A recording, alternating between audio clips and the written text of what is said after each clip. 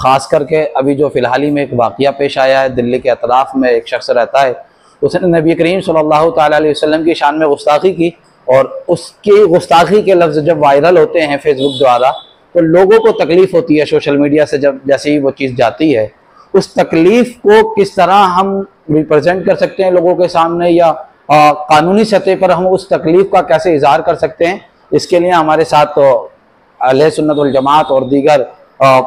Field से ताल्लुक़ रखने वाले सहाफ़ी और लोग भी साथ थे हमारे, जिन्होंने अपने मशवरों से नवाजा हमें कि हम किस तरह से अपनी तकलीफ़ का इजहार कर सकते हैं। और ये जो हमारी सत्ताएं सोई हुई हैं इस नाम पर कि मुसलमान तो अपने नबी के नाम पर भी रोड पर आने तैयार नहीं होता, लेकिन खैर ये सबका अपना मानना है। लेकिन मेरा ये मानना है कि हम साल में एक बार तो नामूस के लिए निकलते हैं, बस हम उसको नाम नहीं दे पाते और सही समत नहीं दे पाते। वो 12 रबीउल अव्वल का मौका होता है जिस पर नबी की पैदाइश के लिए निकलते हैं और वो नामूस के नाम पर निकल रहे हैं, लेकिन हम उसको एक सही सिमत नहीं दे पा रहे हैं जिससे हम नबी की जिंदगी को प्रेजेंट करके लोगों को बताएं किस तरह है। नबी के गुलामों के आस्थानों पे भीड़ लगी हुई है उन लोगों की जो नबी की शान में गुस्ताखी कर रहे हैं। तो हमें सोचने की जरूरत इस बात की है खास करके कि हम जो इस्लाम को प्रेजेंट कर रहे हैं तो वो किस अंदाज में कर रहे हैं। अफसोस होता है उससे ज्यादा जब कोई नबी की शान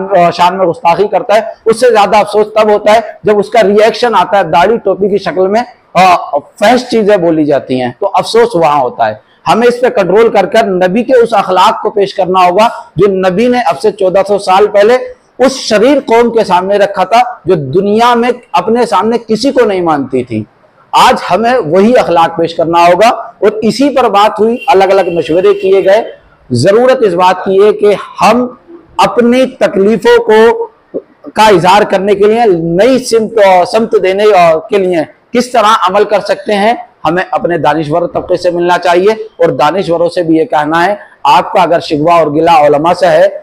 तो आप अपना गिला शिकवा का इजहार जाकर बैठ कर सकते हैं, लेकिन जब नामूस की बात है तो प्लीज आप रोड पर आइए, आप अपनी यूनिवर्सिटी से अपने हल्के से इस बात का इजहार कीजिए कि नबी की जिंदगी किस तरह थी। आपको भी इस तरह से पेश करना चाहिए, गिला शिकवा से काम नहीं होगा, आपको भी इजहार करना पड़ेगा, नबी की जिंदगी की